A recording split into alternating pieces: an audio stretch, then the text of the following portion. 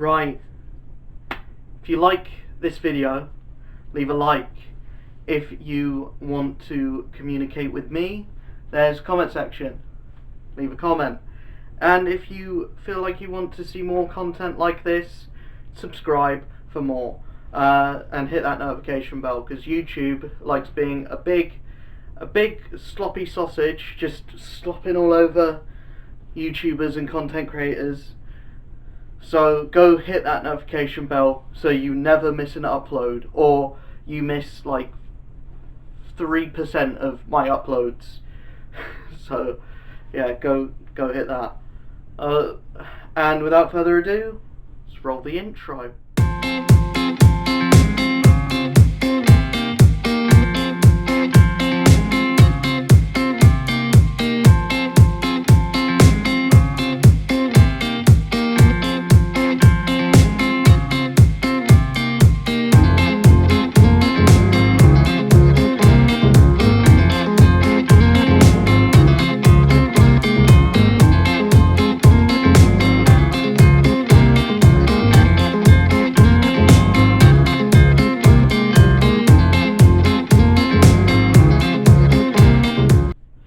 This is probably going to be the weirdest book that I tackle. It's 1602. Think of this, written by Neil Gaiman, art by Andy Kubert, so you know it's going to be written well and it's going to be drawn well. So yeah, it's an amazing book. Let me start off with that. But let me also start off with saying it's a fucking chore. It's a fucking chore to read, because Neil Gaiman is one of those writers that is really talented, but likes putting there's a lot of lore in this. There's a lot of talking, and it's not really an action heavy book. There's a lot more in this that's just kind of talking, and it is a lot of just plot and just getting to a point, and then there's some action, but it's not really at the forefront of the story. The main point of this is it's the Marvel Universe set in the 1600s, the year 1602 in fact. So we have the Elizabethan era. So every Marvel character that you love, and by that I mean the X-Men, are brought to the Elizabethan era. So it's an Elizabethan reinvigoration of the Marvel Universe, or just kind of the X-Men and a few others. Like the Fantastic Four are in half of this book. Daredevil is a pretty major point in this book, and Black Widow is very weird in this book because she's a baddie, and Doctor Doom is kind of the big bad. Dr. Otto von Doom is the big bad in the middle of this, and he gets kind of beaten in the middle of the book, and there's this. So Daredevil has to find this big, like, this artifact, or this thing that's been guarded by an old man with a stick, and that old man with a stick is Donald Blake, who is also Thor. So when he, invigorates himself into power, he becomes Thor, and blah de blah de blah. And there's a lot of stuff going on in this.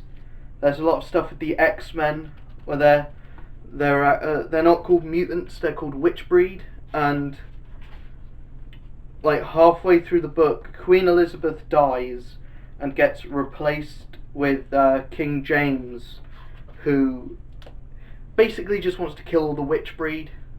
So he goes over to the X-Men. The X-Men have to get on a boat, go to Latveria, save the Fantastic Four, then go to the New World, which is America. And we have this little girl who's come to Britain to like plead with the royal family, the Queen, and she's come with her protector, Rohan, who we later discover as Captain America, but not this universe's Captain America. It's our universe's Captain America that's been transported to this universe, but he talks like an Indian man, or like one of the Red Indians, like the first colonizers, not the colonizers, but the people that were there. The original African Americans, well, not African Americans, the original Indian Americans. So he's like one of the Red Indians. He comes over, and when the little girl and Rohan eventually do get to talk to King James, he just orders like Rohan to dance for him, and he's like, "Oh, I won't give you anything to get your fucking colonization of this empty bit of land. No, instead I'm going to enslave your Indian man, and I'm going to put you in the dungeon." And it's revealed that King James is working with Magneto, who he eventually reveals is Witchbreed, so King James tries to have Magneto killed. And it's all very political, and it's all very confusing, and there's a lot of stuff that's going on, and it doesn't really wrap up. This is all just to get us to a point where the characters introduced in this can have their own separate series. So there's a Spider-Man. There's a book for Spider-Man in 1602. There's a book for the Fantastic Four in 1602.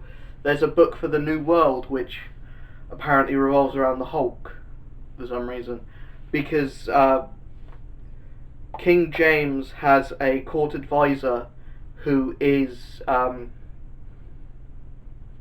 Bruce Banner, and he ends up Nicholas Fury, who is the head of like security for the Queen, ends up like he enlists Peter Paraquai, who's obviously Peter Parker. And throughout the book, we're like, oh, he's going to get bitten by this spider. He's going to get bitten by this spider. And he doesn't get bitten by the spider until the end of the book. So that's a funny thing that happens throughout the book. And yeah, there's a lot of stuff in here, and it's a chunky book as well. It's not like 6 issues. This is a decent, it's 1602 issues 1 through 8.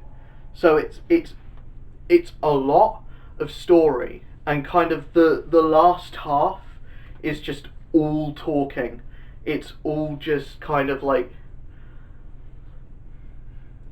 So Doctor Strange is in this book, but he doesn't really do a lot. He's just kind of there.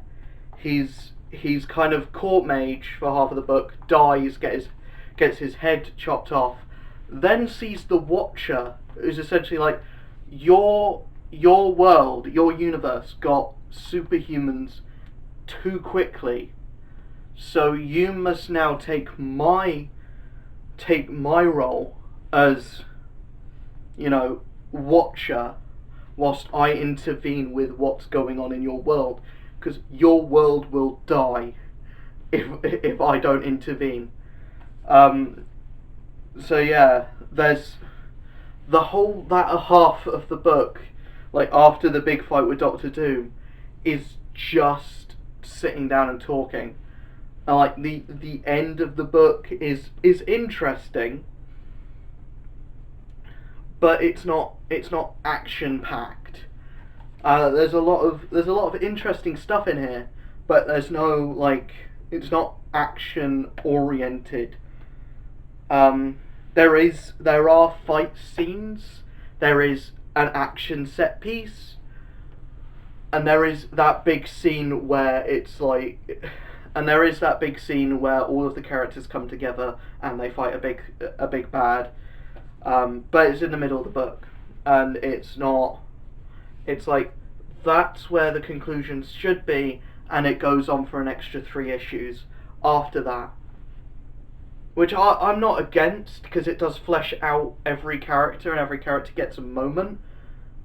And it's a great story. It's a very good story. As much as I sound like I'm not that enthused by this, it is honestly probably one of the best books in this entire collection, if just for the fact that it is written by Neil Gaiman, and he manages to make a book that is like 80% sitting down and talking, and like a lot of it is political.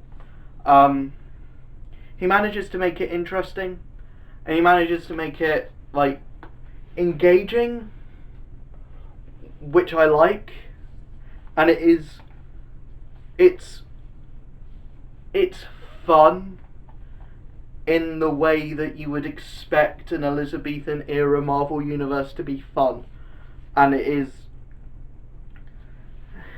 is written and drawn extremely well, and